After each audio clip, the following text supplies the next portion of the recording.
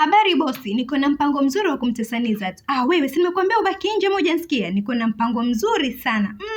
Kama gani?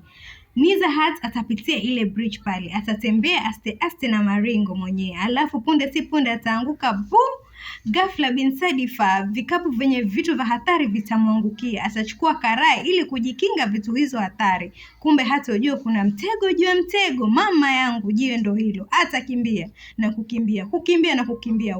Mahali pa kujificha pale, acha niende nikajifiche. Kumbe sipo. Atarushwa kuangalia vizuri nyoka mwenye sumu. Ataona ngazi iliyo karibu, ataipanda. Kumbe sipo. Nyuki nao ndo hao wenye hasira. Mama yangu, atainuka na kukimbia, kukimbia na kukimbia, kukimbia hadi kujirusha kwenye tope. Akitoka hivi nje atakuwa na hasira za mkizi. Hiyo ndo plani nilionayo. Sikujua kama una akili hivyo.